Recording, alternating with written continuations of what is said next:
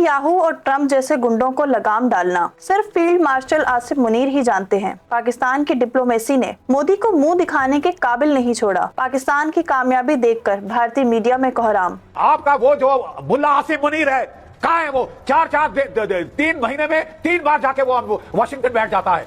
Pakistan is the mediator. तुम लोग ना 3 में ना 13 में, फिर भी तुम लोगों ने पाकिस्तान से थप्पड़ खा ली। तो किस तरह से भारत चिंता बनती हुई दिखाई दे रही, क्योंकि चीन मीडिया तो इतना बेशरम और घटिया हो चुका है कि देश का कथित सबसे बड़ा चैनल आज तक अभी 2 घटनाएं उसने ऐसी की मतलब तो नाक काट के या जड़ से पहुंच के उन्होंने हम लोगों का।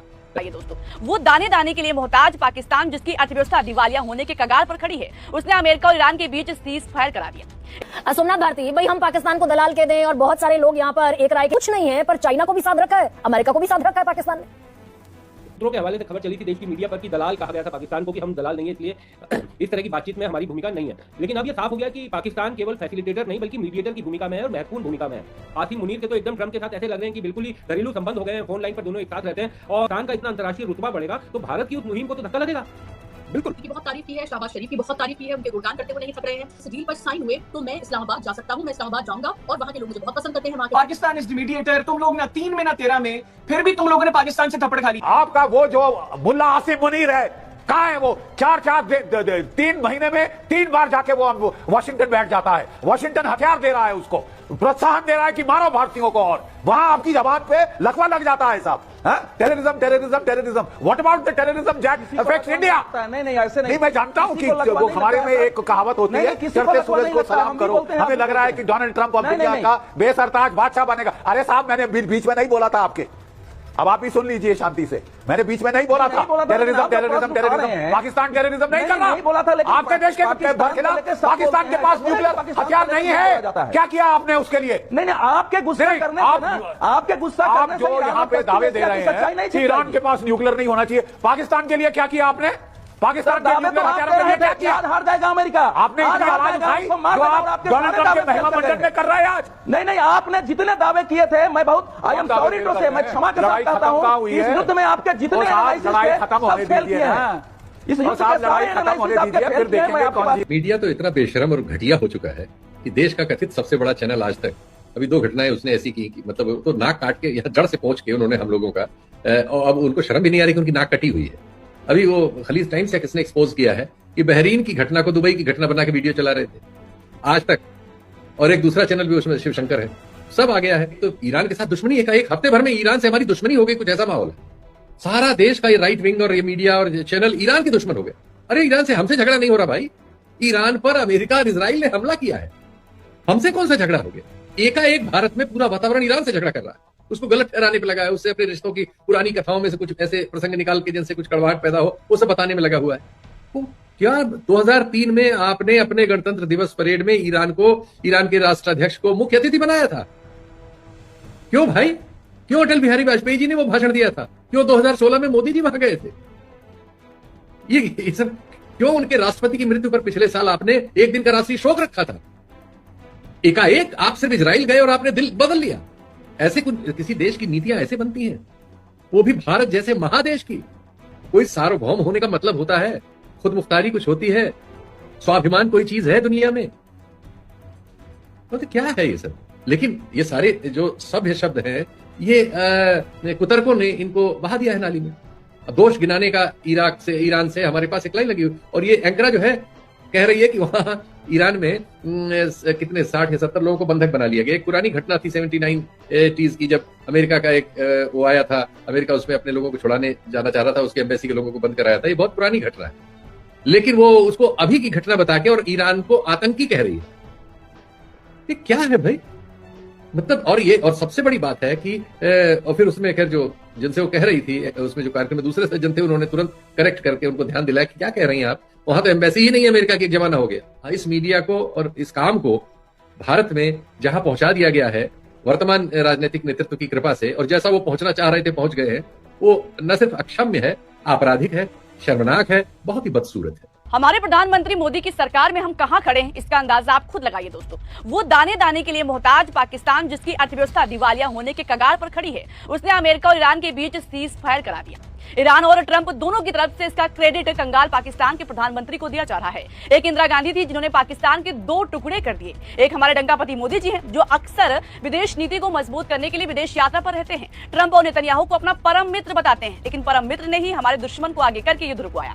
अगर दोस्ती इतनी गहरी थी तो मोदी जी को बीच में क्यों नहीं लाए? ट्रंप की जीत के लिए भारत में पूजा हो रही थी। मोदी जी वोट मांगने गए थे, लेकिन जीत के बाद ट्रंप मोदी को ही बेइज्जत कर रहे हैं। पहले ऑपरेशन सिंदूर के वक्त सीज फायर कराने का बार बार दावा करते हैं और अब दुश्मन मुल्क पाकिस्तान को 2 हफ्ते के युद्ध पर विराम लगवाने के लिए क्रेडिट दे रहे हैं। सोमनाथ भारती भाई, हम पाकिस्तान को दलाल के दें और बहुत सारे लोग यहाँ पर एक राय के हैं कि पाकिस्तान वो एक्टर हो सकता है जो अमेरिका के इशारों पर नाचे, लेकिन हम वो एक्टर नहीं हो सकते। That's very much truthful fact. लेकिन वो जो दौर 80 का और 70 का दौर था भाई, चाइना और अमेरिका की कहीं कोई बातचीत 1949 से नहीं थी। ये रोल प्ले किया पाकिस्तान ने कि चाइना और अमेरिका को नजदीक ला दिया, और इसी का बाकायदा रीपे करते दिख रहे हैं आज तक पिछले 50 बरस से चाइना भी और अमेरिका भी। This is you may call diplomacy कि भैया आप कुछ नहीं है, पर चाइना को भी साथ रखा है, अमेरिका को भी साथ रखा है पाकिस्तान ने। गरवा जी, आपका बहुत बहुत धन्यवाद, आखिरकार आपने मुझे वक्त दिया। आप हर समय मुझे आम आदमी होने का एहसास दिलाते हैं। और दूसरी बात दिखाता हूं, ये देखिए जो अपने अजय लोग साहब कह रहे थे, ये देखिए the words of candidate Trump, अब की बार ट्रंप सरकार। बताइए मुझे, ये था हाउडी मोदी कार्यक्रम था, उसमें कहता कहा, मैं मानता हूं अजय लोग साहब बहुत बहुत पढ़े लिखे व्यक्ति, उनको बहुत तकलीफ हो रही होगी कैसे डिफेंड करें आज की तारीख में, लेकिन ये सत्यता है कि अब की बार ट्रंप सरकार, माननीय मोदी जी ने हाउडी मोदी कार्यक्रम में अमेरिका में जाके कहा था। और इतना कुछ करने के बावजूद ट्रंप ने सिर्फ भारत को जलील किया है और मोदी जी को खासकर जलील किया है, जब कहते हैं कि भाई I don't want to spoil your career. पर इससे क्या फर्क पड़ता है सोमनाथ भारती? इससे क्या फर्क पड़ता है भाई? पाकिस्तान एक मैसेंजर की भूमिका में है, मैं उस पर आ रहा हूं, चिट्ठियां इधर से उधर, उस पर आ रहा हूं, आप मुझे वक्त दे दें। देखिए, लगातार हम देख पा रहे हैं ट्रंप किस प्रकार से हमारी नीतियों को प्रभावित करता है। भारत चंगा वाला युद्ध कर रहा था पाकिस्तान के साथ, हमारे 26 बहनें विधवा हुई, हम बदला ले रहे थे, अचानक आगे भाई आप सीज फायर कर दो। भाई हम उसके गुलाम हैं क्या? आप जो है रशिया से तेल ना खरीदो, अब आप रशिया से तेल खरीदो। देखिए, रशिया जो हमारा सबसे पुराना मित्र हुआ करता था, वहां की मेजोरिटी शेयर होल्डिंग है नायरा पेट्रोल पंप्स की हिंदुस्तान के अंदर, वहां उन्होंने रेट बढ़ा दिया, पेट्रोल में 5 रुपया, डीजल में 3 रुपया। तो रशिया जो हर मुसीबत में खड़ा होता था हमारे साथ, आज उसने हमारा साथ छोड़ दिया है। ये हमारी, ये माननीय मोदी जी की फॉरेन पॉलिसी है, डिप्लोमेसी पॉलिसी है। अब सोचें, एक आतंकी मुल्क का दर्जा पाकिस्तान को दे रखा है, वो पाकिस्तान जो रोटी खाने को तरसता है, जहां सुई तक नहीं बनती, आज अमेरिका बार बार हमें जलील करता है उसको प्रायोरिटी दे करके। असीम मुनीर को बुला करके उसने जो तवज्जो दी पाकिस्तान को, उससे भारत जलील होता है। तो ये आज से थोड़ी है सर, 1971 की वॉर में खुलकर पाकिस्तान के साथ खड़ा हुआ था अमेरिका जी। लेकिन इंदिरा जी ने क्या कहा था? इंदिरा जी ने कहा था कि mind your business, I will never take your help. याद है आपको? इंदिरा जी ने बकायदा आईना दिखाया था अमेरिका को। लेकिन ट्रंप क्या कर रहे हैं? हर वक्त जलील करते हैं और मोदी चुप बैठे हुए एकदम चुप। अगर ये मीडिएशन नहीं होता, दवा रखी है मोदी जी की, अगर ये मीडिएशन पाकिस्तान की सीक्रेट दवा हुआ है। नहीं, एक सेकंड भाई, ये पाकिस्तान पेशकश कर रहा है, तो क्या हम अपने देश को आश्वस्त कर सकते हैं कि हमारी जब डोनाल्ड ट्रंप से बातचीत हुई तो हमने डोनाल्ड ट्रंप से कहा कि भाई पाकिस्तान आतंकी मुल्क है, इसको कैसे आप अपने देश को होस्ट करने की, अपने देश को होस्ट के तौर पर रिप्रेजेंट करने की इजाजत दे सकते हैं? शर्मा जी, मान लीजिए मेरी बात, आज माननीय मोदी जी के मुंह से अमेरिका या ट्रंप के खिलाफ एक शब्द नहीं निकल सकता, ये समझ लीजिए आप। ये सेंडर हो चुके हैं वहां, क्योंकि इनका अपना कोई ना कोई मसला एब्स्टिन फाइल में फंस रहा है, या इनके दोस्त अदानी का फंस रहा है, कुछ ना कुछ तो फंस रहा है कहीं ना कहीं। और मैंने बार बार कहा, मेरे नेता ने भी कहा है कि अगर माननीय मोदी जी कोई भी सीक्रेट ट्रंप के पास है तो देश हित में, राष्ट्र हित में, भारत हित में रिजाइन कर दे, वो हट जाए सीट से, कोई और संभालेगा देश को। लेकिन भारत को बार बार नीच ना दिखाए ट्रंप, ये बहुत जरूरी है। अगर माननीय मोदी जी देश को प्यार करते हैं तनिक भी कहीं भी, तो आज जरूरी है कि माननीय मोदी जी राष्ट्र हित में रिजाइन कर दें। सूत्रों के हवाले से खबर चली थी देश की मीडिया पर कि दलाल कहा गया था पाकिस्तान को कि हम दलाल नहीं है, इसलिए इस तरह की बातचीत में हमारी भूमिका नहीं है। लेकिन अब यह साफ हो गया कि पाकिस्तान केवल फैसिलिटेटर नहीं बल्कि मीडिएटर की भूमिका में है और महत्वपूर्ण भूमिका में है। तो सर, भारतीय डिप्लोमेसी का क्या होगा सर? एक तरफ अमेरिका के साथ उसके बढ़ते संबंध, और जिस तरीके से आसिम मुनीर के तो एकदम ट्रंप के साथ ऐसे लग रहे हैं कि बिल्कुल ही घरेलू संबंध हो गए हैं, फोन लाइन पर दोनों एक साथ रहते हैं। और तो किस तरह से भारत चिंता बनती हुई दिखाई दे रही है, क्योंकि चीन के करीब भी पाकिस्तान और अमेरिका के करीब भी पाकिस्तान। तो भारतीय डिप्लोमेसी का क्या होगा सर? देखिए विक्रांत, आपने बहुत बड़ा और बहुत बढ़िया सवाल आपने किया है। भारतीय मीडिया पर टिप्पणी नहीं करें तो अच्छा है, क्योंकि उस पर टिप्पणी करेंगे तो हमारे बहुत सारे साथी और दोस्त नाराज हो जाएंगे, जो सरकार के एजेंडा सुबह से शाम तक परोसते रहते हैं। देखिए, ये जो पाकिस्तान की जो डिप्लोमेसी है, इस डिप्लोमेसी को हमें समझने की जरूरत है। और जब 2017 में जब ट्रंप अमेरिका के राष्ट्रपति बने थे पहले टर्म में, तो उन्होंने पाकिस्तान को मिलिट्री एड देने से मना कर दिया था। उनका ही कहना था कि आतंकवाद के खिलाफ पाकिस्तान की लड़ाई कमजोर है और वो उसमें पूरे मनोयोग से मदद नहीं कर रहा है। तो ये स्थिति थी। ट्रंप पाकिस्तान के ऊपर अविश्वास कर रहे थे, और दूसरे टर्म में वही पाकिस्तान और उनके सेना प्रमुख आज ट्रंप के विश्वस्त बन के सामने आए हैं। ये जो टर्न अराउंड है, ये टर्न अराउंड इसलिए है क्योंकि पाकिस्तान को अपनी कमजोरी का पूरी तरीके से एहसास है, और पाकिस्तान को लगता है कि उनकी जो अंदरूनी राजनीति है और जो बाहरी उनकी छवि है, उसको ठीक करने की जरूरत है। और उसका यह नतीजा है कि जब से आसिम मुनीर पाकिस्तान के सेना प्रमुख बने हैं, तब से लगातार उन्होंने ये कोशिश की है कि चीन के साथ उनके रिश्ते अच्छे थे ही, अमेरिका के साथ भी अपने रिश्तों को बेहतर करना चाहिए, और वो इसमें पूरी तरीके से कामयाब है। हम उसके लिए कुछ भी कह सकते हैं कि अमेरिका की तो आसिम मुनीर चमचागिरी कर रहे हैं, इसलिए ऑपरेशन सिंदूर के बाद उन्होंने अमेरिका के राष्ट्रपति डोनाल्ड ट्रंप को नोबेल प्राइज देने की सिफारिश की। तो हम ये भूल जाते हैं कि हमारे प्रधानमंत्री अमेरिका गए थे और वो तो कह रहे थे अब की बार ट्रंप सरकार। तो ये चापलूसी का जो एक आरोप पाकिस्तान के ऊपर लग रहा है, दरअसल ये कहीं ना कहीं अपनी चीज को छिपाने की एक कोशिश है। और हमें ये नहीं भूलना चाहिए कि आखिर पाकिस्तान जो एक आतंकवाद को बढ़ावा देने वाला देश है, जो फेल्ड स्टेट है, जो रोग स्टेट है, आतंकवाद जिसकी विदेश नीति का एक अखंड हिस्सा है, जो भारत को लगातार अस्थिर करने की कोशिश करता है, और जहां पर जिसे कहते हैं अलकायदा का चीफ पकड़ा गया हो, आप सोचिए कितनी बड़ी स्थिति थी। बिल्कुल। और जो तालिबान को जिसने जन्म दिया, वो पाकिस्तान आज अंतर्राष्ट्रीय मंच पर वो अमेरिका का भी दोस्त है, वो चीन का भी दोस्त है, ईरान भी उसके ऊपर ट्रस्ट कर रहा है, और वो 1945 के बाद के सबसे बड़े संकट में से एक का निवारण करने की किरदार में आज वो दिखाई पड़ रहा है। हम इसकी तारीफ करें ना करें, क्योंकि हम भारतीयों की पाकिस्तान को लेके एक अजीब तरीके का पूर्वाग्रह है, और हम उस पूर्वाग्रह से सच्चाई को शायद देखना भी नहीं चाहते, और आज की जो विचारधारा जो देश के ऊपर है, वो तो बिल्कुल ही उसको बर्दाश्त नहीं कर पा रही है। तो उनके लिए, उनकी विचारधारा के लिए, भारत की सरकार के लिए, जो मौजूदा सरकार है, उसके लिए ये तर्क अच्छा हो सकता है कि पाकिस्तान दलाली कर रहा है। लेकिन अभी कल ही मैंने एक मशहूर पत्रिका पॉलिटिको में जो ऑनलाइन मैगजीन है, उसमें मैंने एक बहुत बड़ा लेख पाकिस्तान के बारे में पढ़ा, और जो स्पष्ट तौर पे कह रहा है कि पाकिस्तान की स्टैंडिंग ग्लोबल लेवल पे, अंतर्राष्ट्रीय मंचों पर काफी बढ़ी है। और क्यों नहीं बढ़े?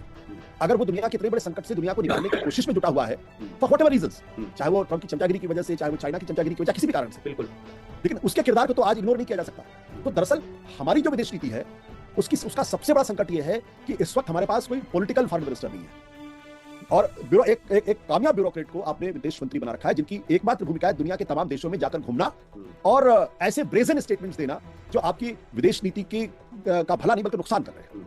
दूसरा कारण क्या है कि हमारी विदेश नीति जब अपनी डोमेस्टिक पॉलिटिक्स की वजह से आगे बढ़ती है, विचारधारा की वजह से आगे निर्धारित होती है, तब ये दिक्कत पैदा होती है। हम इजराइल के साथ क्यों इतने करीब हो गए?